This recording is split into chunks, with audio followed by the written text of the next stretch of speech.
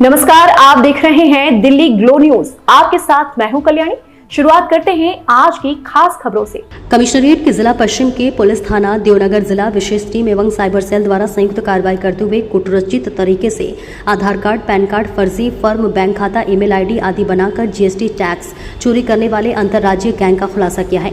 मामले की पुलिस ने कुल 7 व्यक्तियों को गिरफ्तार किया है। डीसीपी पश्चिम राजश्री राज वर्मा ने बताया कि गैंग ने 22 राज्यों में लगभग 240 फर्मों में करीब 524 करोड़ रुपए का जीएसटी टैक्स चोरी किया गया है, जिसमें से 278 करोड़ रुपए की फर्जी बिलों के आधार पर जीएसटी इनपुट ली गई है एवं 246 करोड़ रुपए की जीएसटी इनपुट पास ऑन की गई है। इन 240 फर्मों में 44 फर्मों की पहचान email, pan card, mobile number के आधार पर एवं अन्य 196 फर्मों की पहचान अन्य डेटाबेस के आधार पर की गई है। कुल 240 फर्मों में से 152 फर्मों का जीएसटी रजिस्ट्रेशन अलग अलग राज्यों से संबंधित जीएसटी विभाग द्वारा पूर्व में जीएसटी रजिस्ट्रेशन रद्द कर दिया है। राजस्थान में रजिस्टर्ड 29 फर्मों में से 16 फर्मों का जीएसटी रजिस्ट्रेशन जीएसटी विभाग द्वारा पूर्व में जीएसटी रजिस्ट्रेशन कैंसिल कर दिया गया था। इसी प्रकार जोधपुर में कुल 17 फर्म रजिस्टर्ड थी, जिसमें से 9 फर्मों का जीएसटी रजिस्ट्रेशन जीएसटी विभाग द्वारा पूर्व में जीएसटी रजिस्ट्रेशन रद्द कर दिया गया तथा शेष रही 8 फर्में सेंट्रल जीएसटी जोधपुर की टीगे एंड एंटी इवेशन ब्रांच द्वारा 19 जून को कार्रवाई की गई, तभी 8 फर्में अपने रजिस्टर्ड पते पर संचालित नहीं होना पाया गया। उन्होंने बताया कि मसूरिया स्थित निहारिका ई मित्र व कंप्यूटर सेंटर पर फर्जी आधार कार्ड और डॉक्यूमेंट तैयार करने की सूचना मिली थी। इसके आधार पर टीम ने जांच शुरू की। टीम को पता चला कि आरोपी फर्जी तरीके से डॉक्यूमेंट तैयार करते थे, जिनका उपयोग फर्जी जीएसटी रजिस्ट्रेशन का टैक्स चोरी किया जाता था।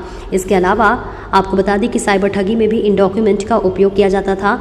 आरोपियों से पूछताछ में सामने आया कि गैंग आंध्र प्रदेश, आसाम, दमन दीव, बिहार, छत्तीसगढ़, दिल्ली, गोवा, हरियाणा, हिमाचल, कर्नाटक, मध्य प्रदेश, महाराष्ट्र, मणिपुर, ओडिशा, पंजाब, राजस्थान, तमिलनाडु, तेलंगाना, उत्तर प्रदेश, उत्तराखंड, वेस्ट बंगाल सहित कई राज्यों में इसी तरह से फर्में बनाकर टैक्स चोरी कर चुके हैं। खास बात यह है कि गिरफ्तार आरोपी 20 से 30 हजार रुपए के लालच में फर्जी डॉक्यूमेंट तैयार करते थे। इसके बाद सरगना इन डॉक्यूमेंट्स का उपयोग फर्जी फर्में बनाने के अलावा अवैध कामों में उपयोग लेते थे। आरोपी अपने पास नकली मोहरे भी रखते थे। इन्हीं के जरिए फर्जी पैन कार्ड और इसकी सहायता से बैंक खाता खुलवा देते थे। कुछ दिन पहले हमारे पास एक इनपुट आया था कि कुछ ई मित्र संचालक जो है वो फर्जी तरीके से आधार कार्ड बना रहे हैं और उसका दुरुपयोग किया जा रहा है आगे और अपराध करने के लिए। तो इस आसूचना पर ई संचालकों को चिन्हित किया गया, इनसे पूछताछ की गई और पिछले करीब 5-6 दिनों से हम पूछताछ कर रहे थे, इस पर अनुसंधान कर रहे थे।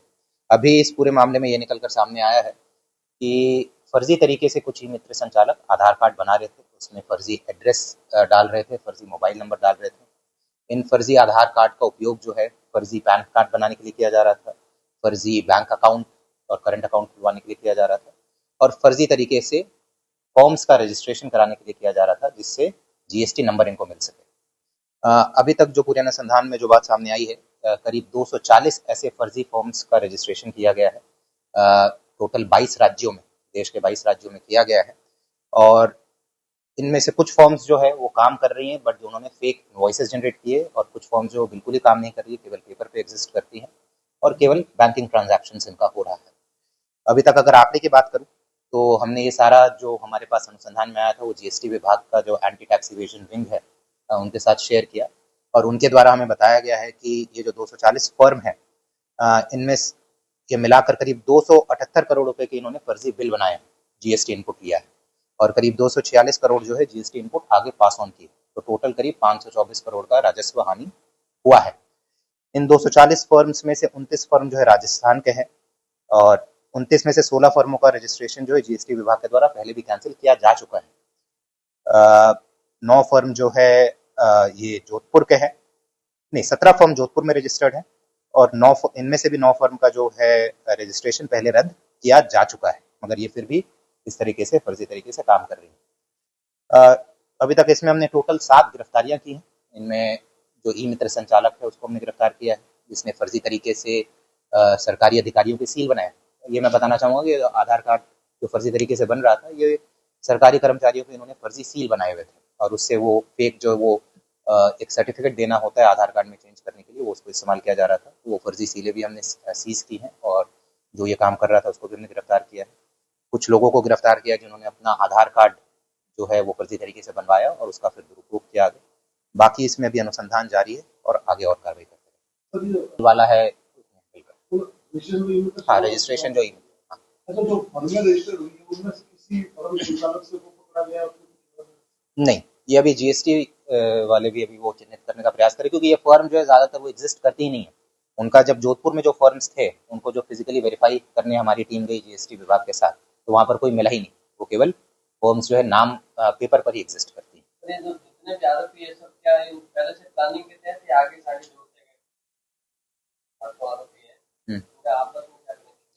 ये तो सब जब अभी तक जो पूछताछ में आई है कि इन्होंने प्लानिंग के तहत मिलकर, जैसे 2 व्यक्तियों का भी नाम आया है जिनका ये पूरा मास्टरमाइंड था। उन्होंने फिर यहाँ पर जो लोग रहते थे उनको हायर किया, फिर जिनको हायर किया उन्होंने ई मित्र संचालक से संपर्क किया, और इतना लंबा चौड़ा चेन है कि बहुत लोग एक दूसरे को जानते भी नहीं है। जो नीचे वाले लोग हैं वो ऊपर वालों को जानते भी नहीं है। तो अभी उस पूरे चेन को हम खोलने का प्रयास कर रहे हैं, क्योंकि ये जैसा मैंने बताया कि 22 राज्यों में फॉर्म्स रजिस्टर्ड है।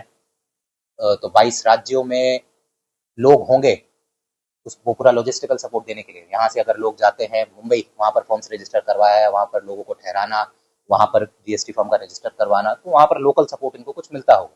जैसा मैंने बताया कि हमारी टीम राज्य के बाहर ही गई है इन सब लोगों को चिन्हित करने। जो ये आपने बताया कि इसका मामला आपके को भी है, तो ये पुलिस को किस तरह का इसका सूचना मिली, कैसे उसको आगे बढ़ा, कितना समय लगा? करीब 10 दिन पहले हमारे पास सूचना आई थी कि इस तरीके से एक ई मित्र संचालक काम कर रहा है देवनगर में। तो उस सूचना के आधार पर पहले हमने उससे पूछताछ चालू की। चूंकि कोई परिवादी नहीं था, तो पूछताछ के आधार पर जो भी तथ्य सामने आए, फिर हमारी तरफ से हमने खुद ही इसमें एफआईआर किया। और एक बार एफआईआर करने के बाद जैसे जैसे लोगों का नाम खुलते गया, पूरा सप्लाई चेन जो है पूरा क्लियर होते गया, वैसे वैसे हमने लोगों को इसमें गिरफ्तार किया। और आगे भी अभी ये प्रक्रिया जारी है, इसमें ज्यादा से ज्यादा और कुछ लोग मास्टरमाइंड है वो राजस्थान से, जोधपुर से। अभी जो है कुछ लोगों का नाम आया जो है जोधपुर के ही, पर वो रहते बॉम्बे में है। तो अभी पहले अगर उनको जब लेकर आएंगे तो पता चलेगा कि वही मास्टरमाइंड है या जो पकड़े गए इनका आपराधिक रिकॉर्ड क्या है? इनमें अभी 2 लोगों का आपराधिक रिकॉर्ड हमें मिला है, वो यहाँ प्रेस नोट में हम डाल दिया है। बाकी लोगों का भी अभी आपराधिक रिकॉर्ड जो है वो प्रयास कर रहे हैं कि हमें कंप्लीट पता तो चले। सामान्य किस तरह के मामलों में ना सीए की भूमिका होती है? इनमें भी सीए लोग हाँ, इसमें भी कुछ सीएस का नाम आया है, एक बॉम्बे का एक सीए है, एक कोलकाता का एक सीए है, उनका भी नाम अभी आया है, तो उनसे भी हम पूछताछ करेंगे। भाई साथी ये लिस्ट आपको दे देंगे। ये सारे पूरे साउथ के भी हैं, वेस्ट के भी हैं, ईस्ट के भी है, बंगाल है, बहुत सारे राज्य हैं, हम लोग वो लिस्ट